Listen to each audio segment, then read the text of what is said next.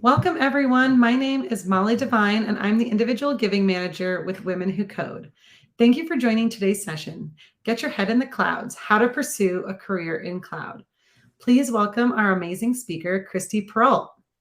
Kristi is the Principal Software Engineer at Liberty Mutual Insurance, focusing on serverless first development and enterprise enablement. She's worked professionally in the tech industry since 2017 and holds a Master of Science in Electrical and Computer Engineering, specializing in cloud computing and the Internet of Things. Kristi is very passionate about promoting women in technology as an active member of Women Who Code. She was also recognized as an AWS Serverless Hero in June 2022 for her involvement in the broader tech community. Thank you, Kristi, for being here today, and I will now pass it over to you. Thank you so much, Molly, and thanks for that awesome introduction. I'm super excited to be here today at Women Who Code Connect. I hope everybody's been enjoying the conference so far. I've seen a lot of buzz about it on social media today, so I'm super excited. It looks like there's been some really awesome talks thus far. As Molly said, my name is Kristi Perreault. I am a Principal Software Engineer at Liberty Mutual Insurance. And today I want to talk about careers in cloud. What is the cloud? And how to kind of break into this industry of cloud engineering. So I put together just a quick agenda for us here today to kind of follow along with where we're at. I'm going to run through an introduction on myself and a little bit about the company that I work for, Liberty Mutual, just so you can get some context around what I mean when I'm talking about cloud engineering and what that kind of looks like on an enterprise scale. If you are brand new to cloud, maybe you've heard a little bit about it, you have a baseline definition, that's totally fine, you're in the right place. We are going to talk about what this infamous cloud is, what it means, and then what it means in the context of having a career in cloud. I always like to share a little bit of some anecdotes, a little bit of my journey. So I'm going to walk you through exactly how I got to be in cloud engineering. And I'll share a bit about my unconventional path as well with on-the-job learning. And that leads in pretty nicely to the other topic I want to get to, which is about different learning paths to getting into cloud engineering. It is not exactly what you think it might be. So there's definitely different paths there. And finally, I did promise in my proposal intro that we're going to talk a little bit about building your portfolio. And part of that is all about getting involved. So I want to give a quick overview about Liberty Mutual Insurance. If you haven't heard of us, we exist to help people embrace today and confidently pursue tomorrow. And we do that by promising protection for the unexpected delivered with care. A lot of folks don't realize how large we are. So we're in almost 30 different countries and economies globally. And we have nearly 45,000 employees, and roughly 5,000 of those are actually sitting in technology roles. So we really like to brand ourselves as a technology company that just so happens to sell insurance. We are number 78 on the Fortune 100 list, and we are the 6th largest global property and casualty insurer. And we had a $48.2 billion annual consolidated revenue last year. All of this is just to say that we are very large. We are a huge enterprise, and we are pretty all in on cloud. So if we can do it, I think just about anyone can. I always like to talk a little bit about some of our awards that we've won recently. So these are all for the 2023, 2022 years, some of the best places to work. We really highlight a lot of our employee resource groups with women in tech, LGBTQ, the Disability Equality Index. So some really great things going on in this space as well. And since this is a Women Who Code conference, I always like to highlight some of the great work that we do with women in tech. I'm a huge advocate for women in tech in the Women Who Code community, but I'm fortunate enough to have a really supportive support structure within Liberty Mutual itself. So I am part of our leadership group for the LEGIT work stream, which stands for Liberty Encouraging Girls in Technology, where we work with girls specifically in K through 12 to help them spark their interest in STEM disciplines and coding. So pre-pandemic, we had roughly 350 Liberty Mutual volunteers teaching over 12,000 students. Slowed down a little bit through the pandemic, but I'm actually happy to say that we've been able to switch a lot of our events to virtual models, and we've actually been able to expand to some other areas of the country that we weren't in before. So we're definitely growing in this space, and I'm super excited about it. We also work a lot with freshman and sophomore women in college through our WIT Summit mentorship program. So every June we have freshmen and sophomores come to a virtual onsite for our campus where we talk a lot about what we do as a company, what it looks like to be a woman in tech professionally, and then we actually mentor those students throughout the remainder of their school year. And I've been fortunate enough to participate in this program the last couple of years. So if any of this is interesting to you, feel free to check out our website, lmi.co/tech. If you are impacted by any of the tech layoffs, I definitely recommend you check this out. We are hiring for sure. So if you have any questions about that, feel free to reach out to me after the talk. I'm happy to chat about it. So a quick intro on me. I know Molly went through some of these great points already. As I mentioned, I'm a principal software engineer at Liberty Mutual Insurance. I've been here about 5 years full-time. I have had my whole professional career here, started as an intern and have worked my way up to principal software engineer. And I would say the last 3 to 4 years of that career have been focused specifically in the cloud and what we call serverless specific engineering space, which we'll talk a little bit about later. I have recently been recognized as an AWS Serverless Hero in June of 2022.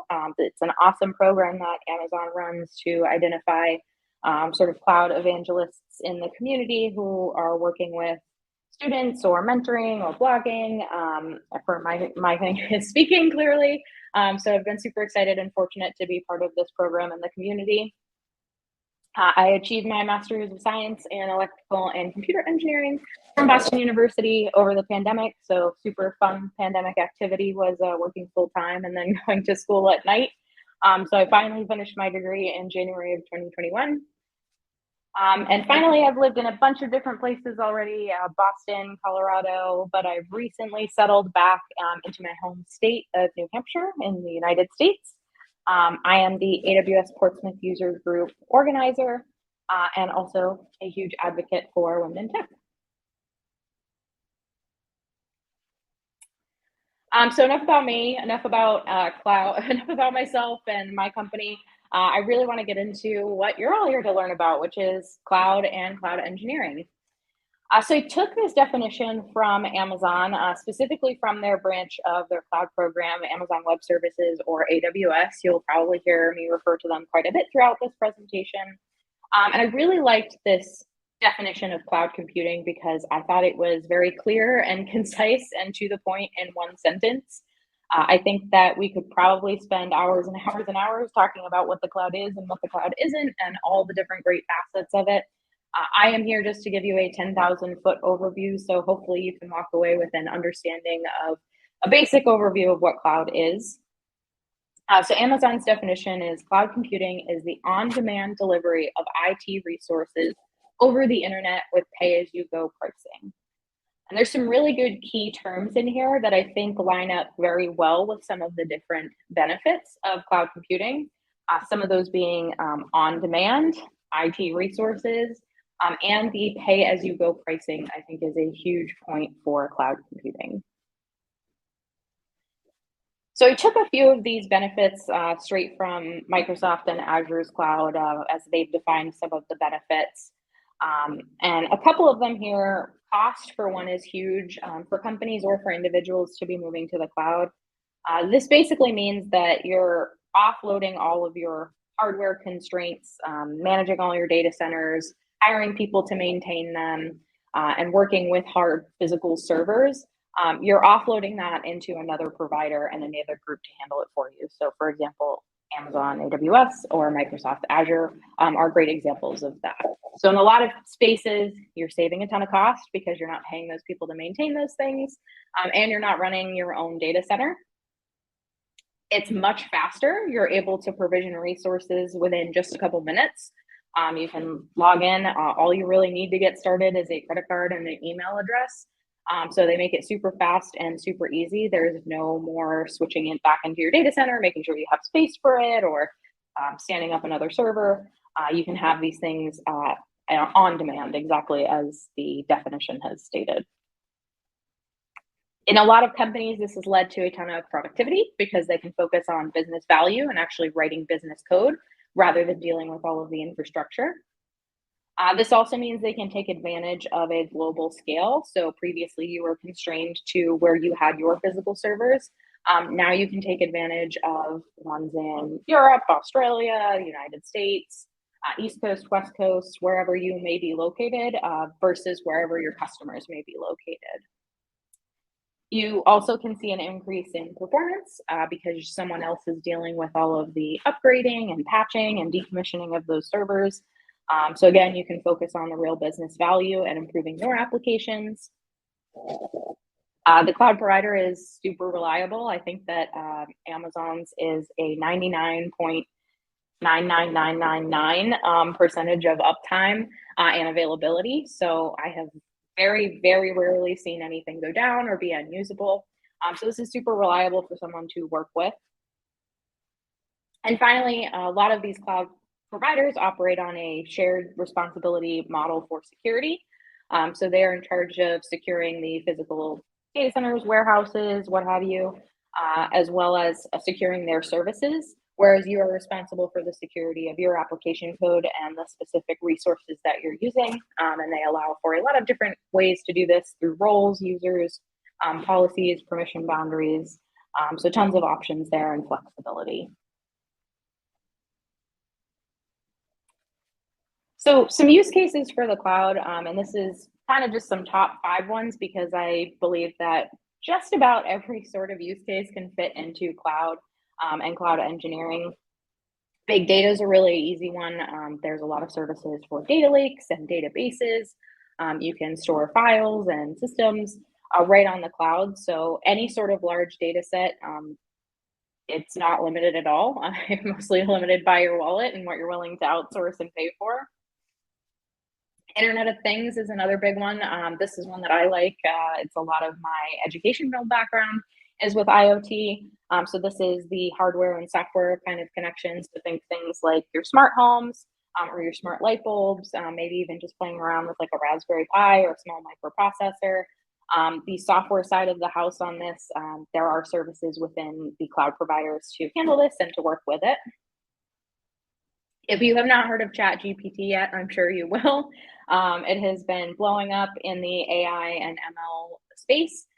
There's definitely tools and services within these cloud providers to handle this too, to help you build and train your models and to store all that data that you're collecting on them.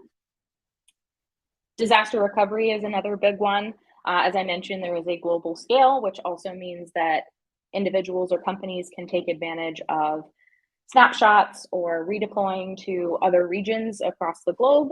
So if one is down for some reason or is hit by a natural disaster or something horrific happens, you lose everything, chances are it's going to be replicated and you can have uptime within a couple seconds failing over to another region. So this is another popular use case for using the cloud.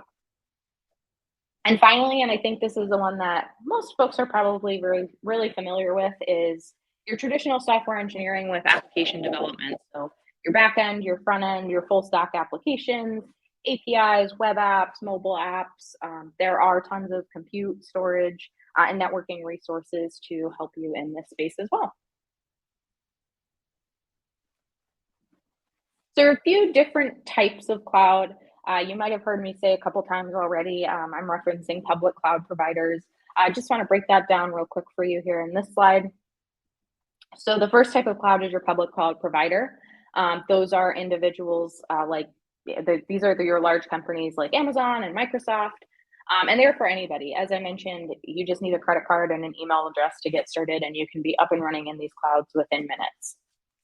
There's also private cloud providers. A good example of this is my university, Boston University, had its own cloud. So Boston University managed it for their students and their staff. So it wasn't open to the general public, but it was for a large organization that they managed privately. There is also a concept of hybrid cloud. I've actually seen this one defined a couple of different ways. In some cases, that might mean a combination of being public and private. In other cases, I've actually seen it be defined as well as you're deploying some things to the cloud, but you still have your on-premises data center that you're using. That may also be considered hybrid because you're taking advantage of a few different methods for your application development. And finally, there's the option to go multi-cloud. So that's taking some of your big providers like Amazon or Microsoft, IBM, and maybe using a few of them. So for example, at a large company like Liberty Mutual, we take advantage of a couple of different cloud providers depending on the use case that we're using. So we would be considered multi-cloud. And just to clarify this too, these are the top 10 public cloud providers. The one that I've been talking about a lot and I have a lot of experience in is Amazon AWS Cloud. So I'm sure you've already picked up on it, but throughout the rest of the presentation, I will mostly be focusing on a lot of the popular tooling and lingo that's within the AWS Cloud space. The other providers are also great equivalent providers. You don't have to be all in on Amazon. Microsoft's great. Google Cloud is great as well. There's tons of different options here. So I don't think there is one that is better than the other. There's definitely pros and cons to utilizing all of them depending on your use cases. Some of them might do some services a little bit better than others, but they're all great cloud providers and you can't go wrong with working with them. So that is my 10,000 foot overview of what is cloud. Hopefully that kind of clarifies a few things. I'm sure you probably will have a ton of questions. There's a lot to dig into in this space. But I do want to talk a bit more about what a cloud engineer actually does and what does it mean to work with the cloud. Now, this is kind of a trick question because it's a little bit of everything. A lot of your traditional roles that you might find at your company do translate into cloud. So you'll have folks that maybe are specifically working on cloud databases. We have a team that only focuses on the services provided by Amazon and Microsoft that have to do with data, and they help enable our teams to work with big data sets or choose the appropriate database application for them. That you can work in cloud front end, back end, full stack, do any of your application development using just cloud services and providers, and that may be considered a cloud engineering role. It also opens up a little bit to the DevOps and the platform engineering space. So you'll have teams of people or individuals that completely just manage the cloud provider and your relationship with them. So maybe your organizations, the account structure, and just working with the cloud provider vendor.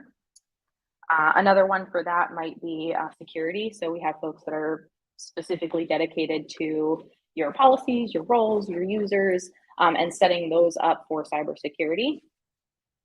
So there's a lot available in this space. It may look different depending on where you work and who you're working with. I'm coming from a very large enterprise, as I established earlier. So these tend to be pretty individual roles. At a smaller company or a startup, you may be doing a lot of these things as part of one role that's just called cloud engineering or cloud architect. But typically you're going to touch little pieces of all of these things. Which brings me to talking a bit about the responsibilities of a cloud engineer.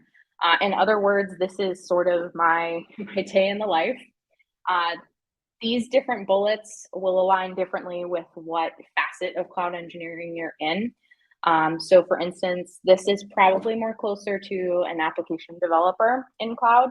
This might be a little bit different if you're a platform engineer, or if you're working strictly with databases or testing, your percentages on working with each of these things might be a bit higher or lower.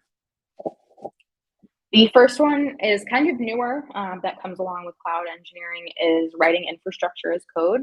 So this is defining those resources that you want, whether it's compute, a database, maybe you need a virtual private cloud, maybe you need a queue, bucket to keep your files or file storage in. You need to stand those things up in code so that you can tell your cloud provider exactly which kind of resources you want to take advantage of. You have your regular business logic code. So this is your normal application development code in Java or Python or TypeScript, whichever language of your choosing you prefer. I do spend quite a bit of my time reviewing code still. Pull requests and code reviews definitely don't go away in this industry. You're still working with others. You're still going to be reviewing some code. I put diagramming some solutions in here. This might be for more senior roles or architects. Lucidchart is one of my best friends, and it's a great way to map out exactly what your application looks like and what services you're taking advantage of. I put manual and automation testing in here.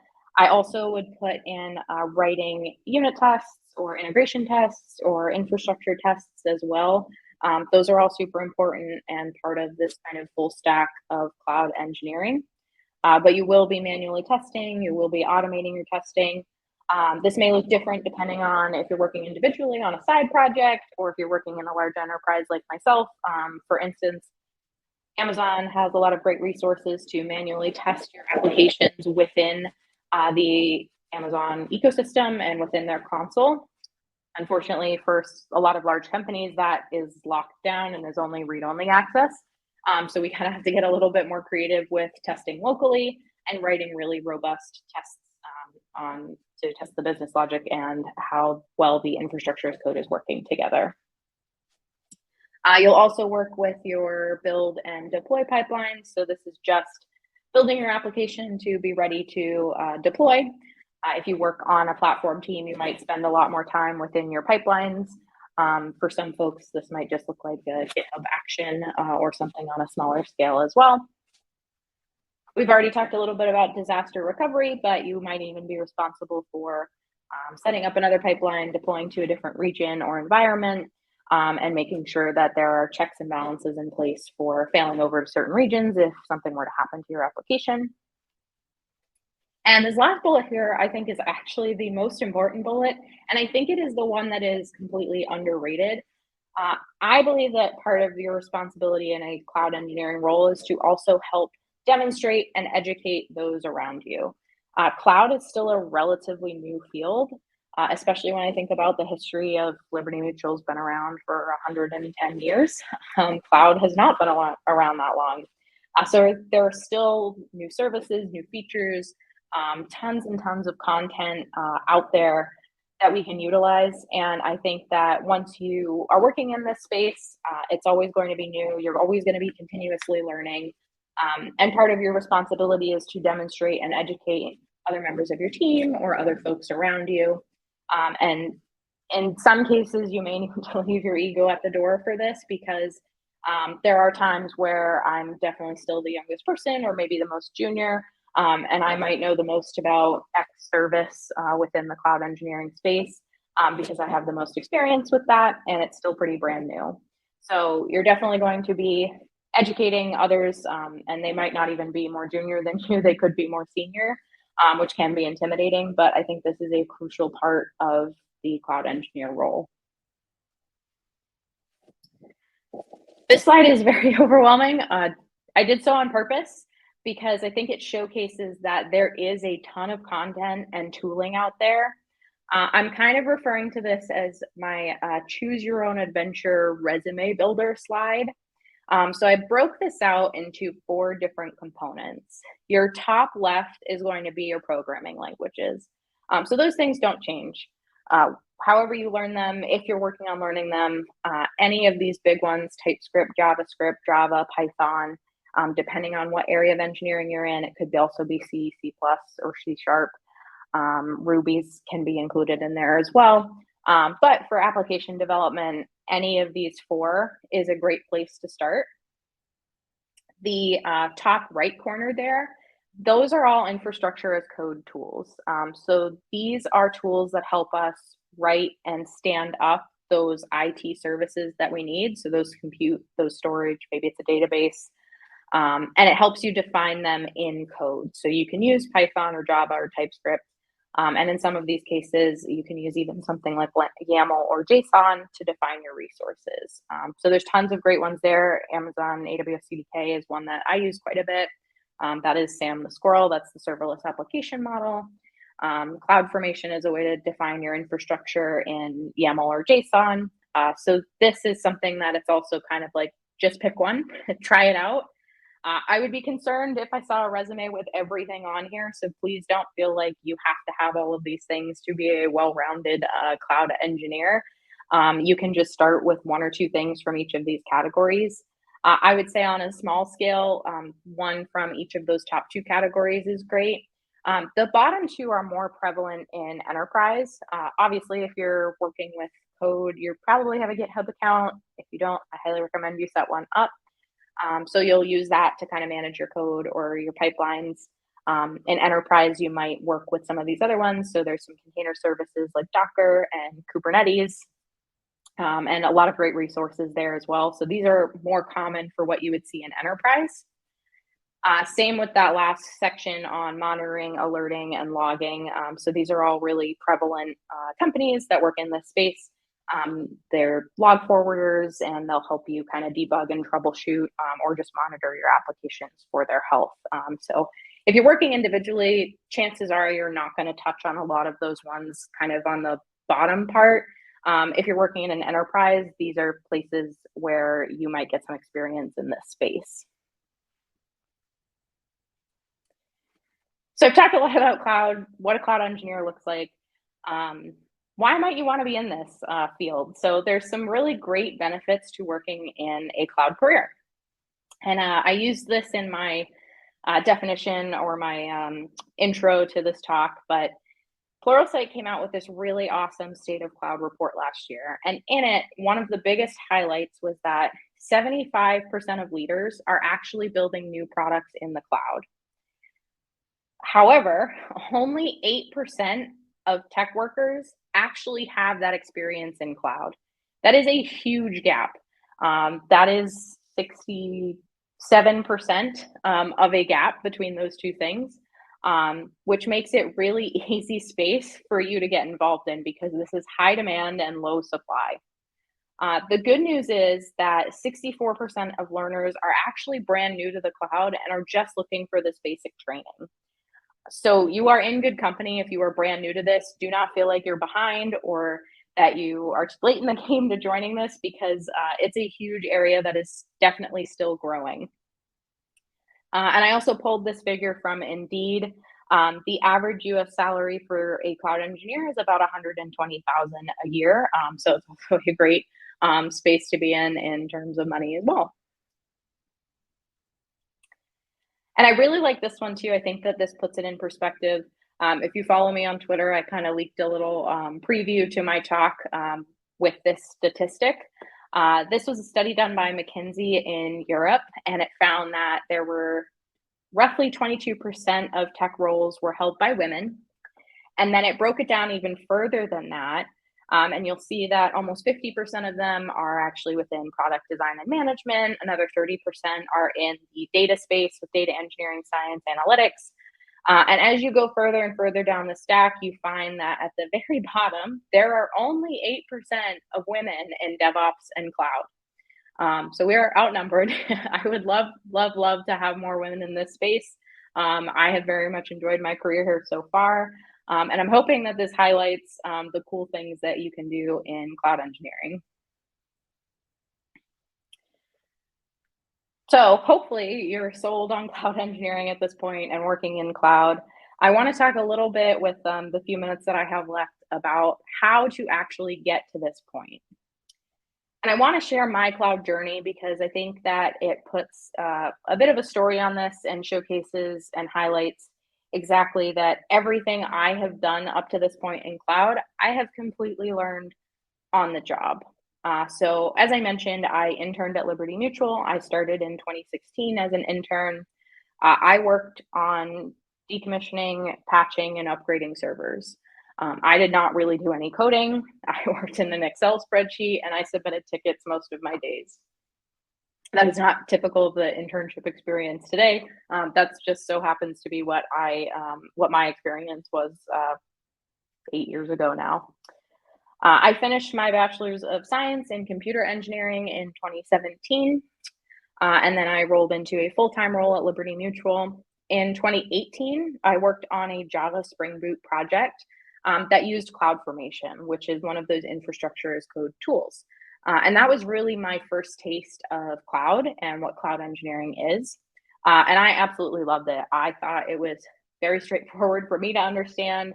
I really enjoyed working with the templates in YAML and JSON. And I liked the flexibility that it provided me. I loved learning something that was so new. From there, I decided to go for my first AWS Cloud certification, which is just their basic entry level cloud practitioner certification. I sat for that in 2019 and passed that. And then the following year, I decided to join our serverless team, which is a more niche area of cloud engineering that is really focused on that pay-as-you-go model and working with resources that scale up and down automatically. So I worked specifically in this space. I knew nothing about serverless when I joined it. I was fortunate enough to be able to completely learn everything that I needed to learn on the job and work with some experts in this space as well. At the same time, through 2018 to 2021, I was actually going to school at night for my master's degree in computer engineering, and I knew that I kind of had a tendency towards cloud computing. So I was actually able to take a cloud computing class. I took a machine learning class. I took an artificial intelligence class, and I took an Internet of Things class. So I got to hit on a lot of those use cases for cloud. And it was really cool to see the overlap in my full-time job and with my degree. Finally, in 2022, I started to get more involved with the external space in the tech world. So not just within my company, I started getting more involved on Twitter, watching YouTube videos and doing things like Women Who Code and joining meetups and webinars. I applied for and was awarded the AWS Community Builder title, which is a really awesome program. And then from there, I was awarded the AWS Hero status in June of 2022. And I'm continuing to do things like speak to the community and work within the space on side projects and blogging and just talking about my cloud journey. The thing I want to emphasize, though, is that I definitely am aware that the degree journey is not for everyone. So I do want to highlight that everybody's journey is going to be unique. I do feel that sometimes a 2 or 4 year degree may help you get your foot in the door, but there are tons of other avenues that even large Fortune 100 companies are looking at. For example, one of my favorites are boot camps. We definitely hire from boot camps nowadays as well. Some of the best people I've worked with are boot camp graduates. So I think that there's definitely different ways to get into cloud. My journey is an example. It is not the model and it's not the standard. You can focus on certifications. I actually saw an awesome tweet today about somebody talking about how if they want to get into cloud, definitely dive into the certifications. And a lot of people agreed with them, and I certainly do too. So I would check those out as well. You can be self-taught, Pluralsight, YouTube, Udemy. There's really awesome courses out there that you can do on your own time. And then the way that I kind of learned is I class it as on-the-job training because I knew nothing about cloud when I was in college. And when I was working towards my degree, we didn't touch the subject at all. I came out learning Java and that was about it. And now I'm mostly in Python and TypeScript and working with cloud services in the cloud ecosystem. So I basically went from knowing absolutely nothing to being a quote unquote expert in this space over the last 4 years, all completely on the job. And I made a little note here because I always like to highlight that there are folks that I know in this industry that come from wildly different backgrounds. I know somebody who is a zoologist and now works in cloud. I know somebody who's a teacher who now works in tech. I even talked to someone recently who was a chef and decided that he wanted to build an Alexa skill to help him in the kitchen, and it completely converted him to working in tech. So there's some really awesome avenues here, and don't feel like you're pigeonholed into something or that you're too old, too young to join this field. So I want to wrap up with talking a little bit about the importance of the community and the piece on portfolios that I promised I would touch on. So my least favorite part about interviewing in tech is they always ask you about your side projects. And sometimes a lot of folks do not have that extra time to do those sorts of things. So this, I think, is completely optional. It may help strengthen your resume, or it may help you just understand and teach yourself a little bit more about cloud. However, I don't think it's mandatory. Do it if you enjoy it. I'd say try something, even if it's super small. Follow a Hello World tutorial, put it in your GitHub profile. It does not have to be anything crazy. It doesn't have to be brand new and inventive. Just follow a tutorial. If there's a cool tech or service you've been seeing, try it out. Feel free to build it in public or in private. This is definitely a bit of a debate in the tech community. Some people really love building in public, where they'll vlog about it. They may live stream their experience. They'll blog. You don't have to do that. You can keep your repositories completely private and just do it on your own terms and in your own time. If you want to share with people, I found the community to be really encouraging and helpful. Open source is another option as well. You can, if you put your stuff out there publicly, you can encourage other people to contribute and learn from them. Or you can go the other way around and say, hey, there's this really cool tool that I've used quite a lot, and I have some ideas for it, and I'd like to contribute some code back to it. That's also another great thing to be doing. But again, these aren't mandatory. This is stuff that you can do to help, but you don't have to. I do, however, think that building your network is a bigger part of your portfolio. Totally understand that some folks are not social media savvy. They don't love being on social media. They might be working really hard to not be on social media. I know some folks that take a couple days off a week, but I do recommend, maybe just getting a LinkedIn profile, a Twitter profile. You can be on TikTok too if you want. Depends on what kind of content you like. Even if you don't post it or create content, you can be there to just kind of see what's going on, see announcements, set a time limit for yourself, maybe 30 minutes a day, maybe even an hour a week or something, just to get out there and kind of see what folks are talking about and where you can get involved. A bigger one that might be a little bit easier, especially since you're all already here, is joining events. So you're all a step up in my mind because you've come here today to learn about cloud or many other things throughout this conference. So Women Who Code meetups, the Amazon meetups, any sort of webinars or things, there's a ton that are virtual. They're starting to get back in person, so you can kind of go to what you prefer, and you can attend or you can speak at them. I absolutely love speaking, so this is something that I really enjoy, but there's tons of great avenues to get started there as well. Even just attending, asking a couple questions, or meeting some folks and networking is a huge leg up.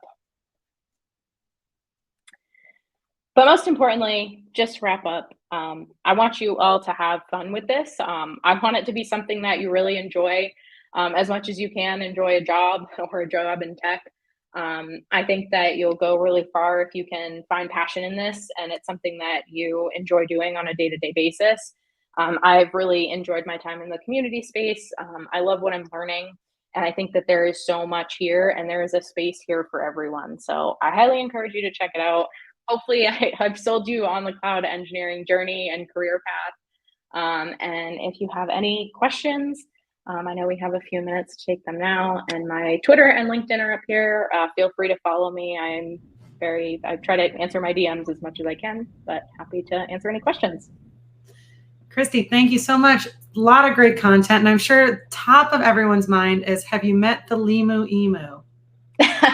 You know what? I get that all the time. And my favorite is working with those kids. They always ask me if I've met the emu and where we keep the emu. So I think it's hilarious. But I have met Doug. But First step. Yeah. A lot of questions in there about, the skill sets that stand out. Are there any skill sets that stand out as a candidate for cloud engineering? So anything that, people might want to highlight on their resume or really make themselves stand out to get a job in the cloud? Yeah, I think that it does help if you know just a language going into it, even if it's the basics of that language. So the ones that I kind of listed on my resume builder slide, so Python or TypeScript, you don't have to have all of them. I would try to aim for knowing kind of the building blocks of those. Again, I think that can easily be achieved through an online course like Pluralsight or Udemy. And you can even follow along with Amazon has some really great like beginner courses especially through a cloud guru that you can take advantage of that actually walk through exactly what you need to know for base level. So the one that I mentioned, the cloud practitioner certification, that is for base level entry. Like you don't need to know much to dive into that. So it definitely helps to have a language under your belt or the basics of a language, but you don't need to know anything else. You need to have an email address and a credit card. That always does help. And in terms of Dixon asked, boot camp grad here, which option would have been more relevant, web dev or data science? Oh, well, congrats on graduating from your boot camp. I think that's awesome. I think it totally is up to what you want to work on. There is a need for both of these things in the industry. As I mentioned, like especially for women anyway, there's a huge gap. And there even is a huge gap with just cloud knowledge and skills in general with how many folks are actually technically competent in those areas. So I think you should go with what you prefer to work with. So research what kind of tools, for data science, you're probably going to be looking at things like databases, working with large data sets, SQL, data visualization tools. If data is your jam, definitely go the data science route. If you prefer to design websites or to work on front end and back end full stack, go web dev. I think there's value in both sides.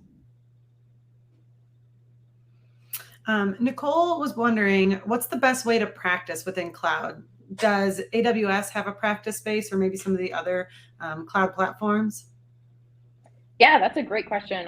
So the A Cloud Guru courses I mentioned are awesome to start with because you just set up your own account. It's like a sandbox of sorts, and they will keep your costs at just about zero. Working with them, if not zero. They'll show you how to set something up and stand something up, and then they'll show you how to spin it up and delete it so that you can kind of work in those spaces. They also have workshops and labs that you can follow along with.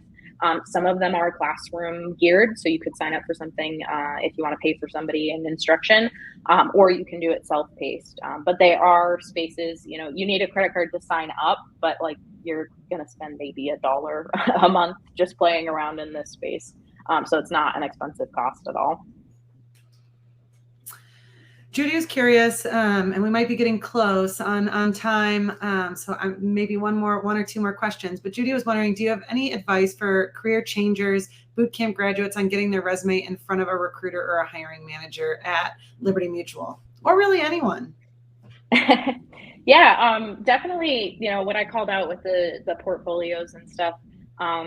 I don't love like promoting side projects all the time because I don't think that everybody has the luxury of time to be able to do those things. They do help you stand out on some resumes though as well. A typical kind of entry level things is, you want to be up to date on your tech skills. So, even if you look up like the top 20 interview questions or use things like Code Academy, or Leak Code to work through some of those technical skills. I think as far as getting them in front of a hiring manager, I would just follow a ton of the like resume builders and making sure that you're putting in, I don't know if there's like keywords, but like I said, I would kind of flag somebody that had everything that was listed on that slide. Know a few things and know them well is probably the best advice that I can give you. I know, for instance, at Liberty Mutual, we allow you to code in the interview in any language that you choose, whether I'm familiar with it or not. So pick something that you like, that you enjoy, that you're good with, and just work with that. And I think that you'll go further than having like dozens and dozens of tools and technologies listed on your resume. I think that's a great piece of advice. Probably our last one for today from Sonu. How do you proceed in the cloud career after acquiring certification in AWS Solutions Architect? Yeah, I think building up your resume, building up your side projects for sure, and just applying to tons of different jobs, opportunities. I think it helps when you have a clear picture of where you want to work. So I talked a little bit about some of those use cases. Do you want to be in app development? Do you want to be in data science? Do you want to work with AI and ML? I think it helps to have that narrower focus so that you can really hone in on something that you enjoy. So something like a solutions architect, it might be more of a traditional software engineering path. So I would focus on some of those popular tools for infrastructure as code, or for just making sure that you're up to date on languages. And you can continue up further in the certification path too. So solutions architect is, whether you did associate or professional, you can work your way there too, and just getting involved in the community. Judy appreciates the insight. Well, I want to thank everyone who asked a question here today. They were fantastic. And of course, a big thank you to Kristi for taking the time today. It was an amazing talk. And I want to thank everyone so much for joining this session and being a great audience.